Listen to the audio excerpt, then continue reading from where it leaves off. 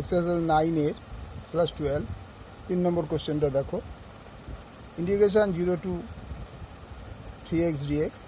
So আমরা সেই ফর্মুলায় সমাকলনের formula চলে এলাম। Limit h tends to 0, h এটা h সিগমা n fx আর ইকুয়াল টু 1।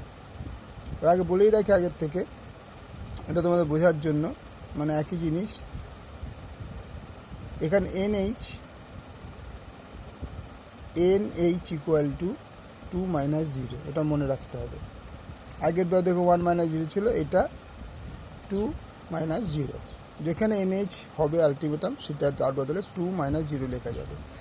তাহলে দেখো, limit x tends to 0, h sigma n 3x আর ইকুয়াল টু 1।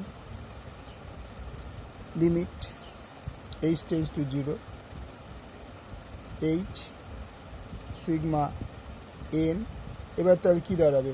এবার দেখো 3 আর h আর ইকুয়াল টু 1 ছিল, তাহলে হবে 3 আর h।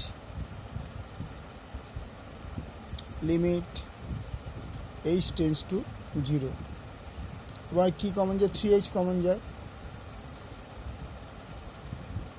3h যদি আমি কমন নিই, তাহলে তোমার দাঁড়াবে 1h 2h 3h plus dot dot dot dot nh। ঠিক আছে?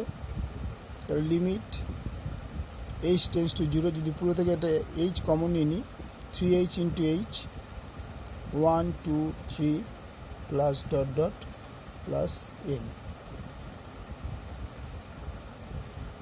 ঠিক আছে? এবার কি লিখতে পারি? Limit h tends two 3h square, এখানে হয়ে গেল 3h স্কোয়ার।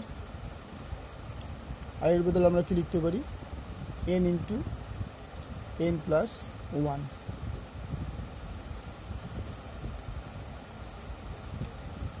এবার আমরা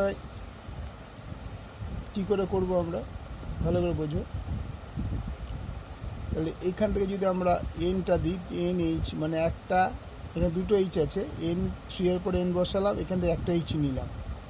একটা h নিয়ে hটার সঙ্গে আমরা এটা গুণ করে দিচ্ছি, nh প্লাস h বাই 2। বোঝা গেল? আবার বুঝে নাও, 3h স্কোয়ার ছিল 3 ইন্টু h, সাথে nটা জুড়লাম 3nh, আর এই hটার সঙ্গে nh প্লাস h। দা এটা একটু ভালো করে বুঝিয়ে দেয়, এটা হচ্ছে n আর এটা হচ্ছে h। ঠিক আছে? তাহলে তার বদলে কী লেখা যায়? এবার দেখো, 3 ইন্টু nh মানে কী পেয়েছিল? 2 মাইনাস 0। nh মানে 2 মাইনাস 0, h মানে 0 বাই 2। তাহলে 0কে 0তে বিয়োগ 0 2 হয়, 3 দুগুণে 6, আর এখানে 0 2 হয় বাই 2।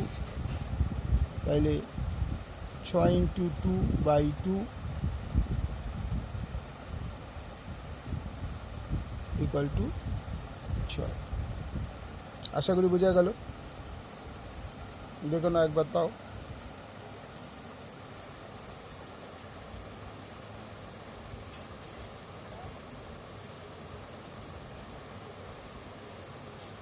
ওকে, ভালো লাগলে লাইক করো, শেয়ার করো, সাবস্ক্রাইব করো, বন্ধুদের ছড়িয়ে দাও।